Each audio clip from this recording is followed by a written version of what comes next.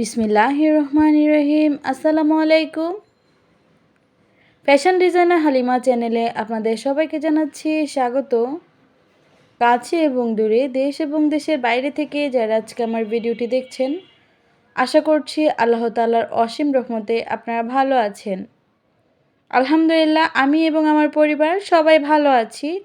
আজকে একটি জলপাই কালারের ড্রেস আপনাদের সাথে শেয়ার করছি। এখানে একটি কাপড়ের উপরে শেডিড করা আছে। এখানে কালার হচ্ছে ২টা কালার মিক্সড করা আছে, যেহেতু এটা একটি শেডেড কাপড়।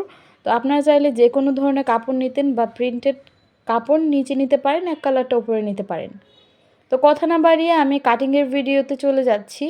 আজকে আমি একটি এ লাইন বেবি ফ্রক শেয়ার করছি। আপনারা যদি কাপড়টা কত বছর বাচ্চার জন্য তৈরি করতে চাচ্ছেন, সেটা অবশ্যই আমাকে কমেন্টে জানিয়ে দিবেন, আমি আনসার দেওয়ার চেষ্টা করব। ব্যাক পাশে আমরা ব্যবহার করব প্রিন্টেড কাপড়, আর সামনের দিকে ব্যবহার করব আমরা হাফ প্রিন্টেড হাফ যে এক কালার। তো এখানে আমি প্রথমে নিয়েছি ১.৫ ইঞ্চি থেকে ১০০টা বেশি, আর গলার জন্য নিচ্ছি এখানে ৩.৫ ইঞ্চি। কাঁধের জন্য নিচ্ছি এখানে ৩.৫ ইঞ্চি, আর যে কাঁধের আরমোলটা হাতার আরমোলটা নিচ্ছি আমরা এখানে ৬ ইঞ্চি। বডির জন্য নিচ্ছি আমরা এখানে ৭.৫ ইঞ্চি। এখানে কিন্তু আপনি আপনার বডির মেজারমেন্ট, আপনার বাচ্চার বডির মেজারমেন্ট অনুযায়ী দিতে পারেন। পেটের দিকে নিয়েছি ৭ ইঞ্চি, মাজার দিকে নিয়েছি আমরা ৮ ইঞ্চি। যেহেতু এ লাইন বেবি ফ্রক তৈরি করছি, এক্ষেত্রে আপনি যত ইচ্ছা তত ঘেরটা দিতে পারেন। কাঁধের অংশ থেকে একটু হাফ ইঞ্চি একটু ডাউন করে দিয়েছি। এখন হাতার আরমোলটা কেটে তারপর আমরা বডির মেজারমেন্টের ১ ইঞ্চি বাড়তি আমরা কাপড় নিব। জামার নিচ থেকে আমরা একটু রাউন্ড করে দিচ্ছি। তারপর কিন্তু এখানে আপনার যে মেজারমেন্টটা আপনারা আপনাদের বাচ্চার যে টপস অনুযায়ী বা জামার লেন্থ অনুযায়ী এখানে বাড়িয়ে নিতে পারেন। এখানে আমার পুরো টপসটার লংটা ছিল ২৩ ইঞ্চির মতো। তো আপনারা চাইলে কিন্তু এখানে আরও একটু বাড়িয়ে কাপড় নিতে পারেন বা লংটা একটু বেশি নিতে পারেন। যেহেতু এখানে আমি আমার জামার কাপড় থেকে বেঁচে যাওয়া কাপড় দিয়ে আমি তৈরি করছি, এক্ষেত্রে আপনি চাইলে কিন্তু এখানে গজ কাপড় কিনে এনেও সুন্দরভাবে এই ড্রেসটি তৈরি করতে পারেন। এখন আমি ছোট নর্মাল কাপড় দিয়ে সাইড থেকে আমি গলার যে পট্টিগুলো সেগুলোকে বের করে নিচ্ছি। আমাদের কিন্তু গলার পট্টিগুলো বের করা হয়ে গিয়েছে। ধরতে গেলে আমাদের জামাটা টোটালি তৈরি করা হয়ে গিয়েছে। এখন আমরা হাতার আরমোলটা যেহেতু আমরা ৬.৫ নিয়েছি, এখানে আমরা ২৪ ইঞ্চি নেব যেই জামার যে হাতার যে লংটা সেটা।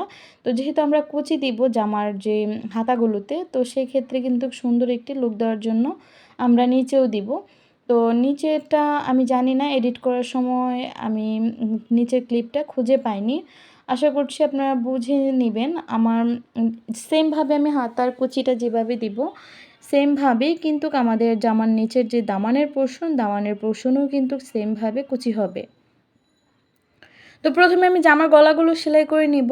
তো সেলাই করার জন্য এখানে আমি প্রথমে গলার পট্টিগুলোকে ভালো করে চিকন করে এক সাইড থেকে মুড়ে দিচ্ছি। যেহেতু এটা একটি পিচ্ছিল টাইপের বা সিল্ক টাইপের একটি কাপড়, তো সেক্ষেত্রে কিন্তু এটা সেলাই করতে একটু অসুবিধা হবে। আপনারা কিন্তু একটু দেখে শুনে কাপড় কিনে তারপর সেলাই করবেন।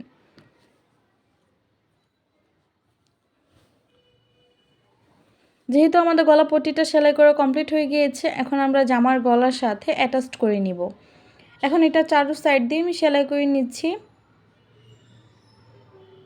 সেলাই করা হয়ে গিয়েছে, এখন আমরা সাইড থেকে ছোট ছোট করে কাট দিয়ে দিব। অবশ্যই খেয়াল রাখবেন যাতে সেলাইয়ের অংশতে কোনো কাটিং না পড়ে। এখন আমরা ভাঁজ দিকে একটা যে গলার পট্টিটার উপর দিয়ে এটা আমরা সেলাইটা করছি। তো অবশ্যই খেয়াল রাখবেন যাতে ভাঁজ দিকে না পড়ে। তারপর এটাকে উল্টে আমরা ব্যাক সাইডে বা উল্টো দিকে আমরা এটাকে চাপ সেলাই দিয়ে দিচ্ছি।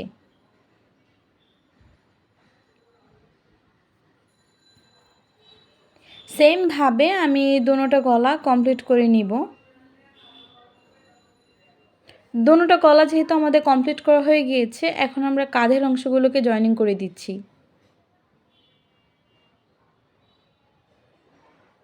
কাঁধের অংশগুলোকে ভালো করে আমরা জয়েনিংটা করে নিচ্ছি।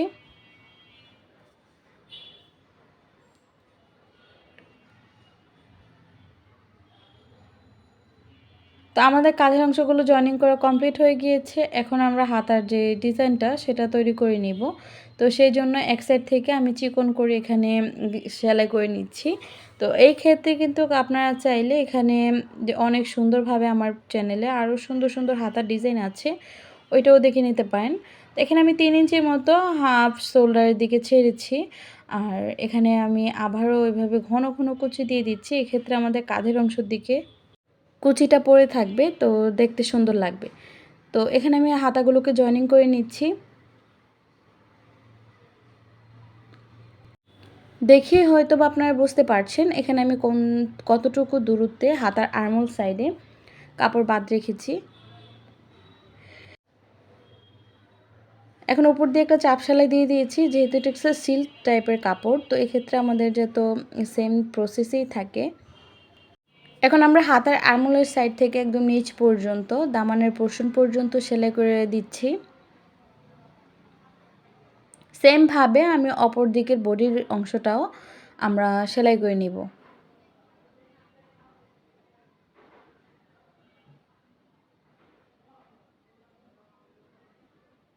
আমাদের বডির অংশগুলো যেহেতু সেলাই করা কমপ্লিট হয়ে গিয়েছে, এখন আমরা দামানের পোরশনটা সেলাই করে নিব। তো এই সাইডটা সেলাই করার পর আমরা কিন্তু অবশ্যই কুচিটা লাগিয়ে নিব। তো একটা ভাঙা দিয়ে আমরা প্রথমে সেলাইটা করে নিচ্ছি।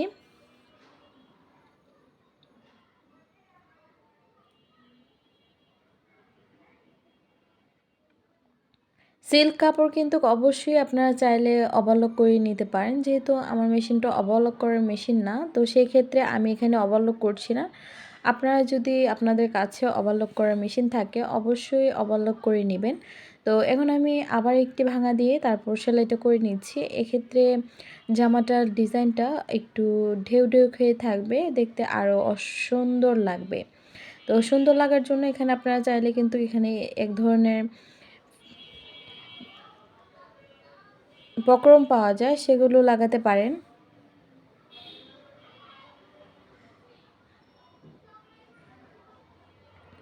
তো দেখতে দেখতে কিন্তু আমার জামার যে দামানের পোরশন সেটা কিন্তু সেলাই করা কমপ্লিট হয়ে গিয়েছে।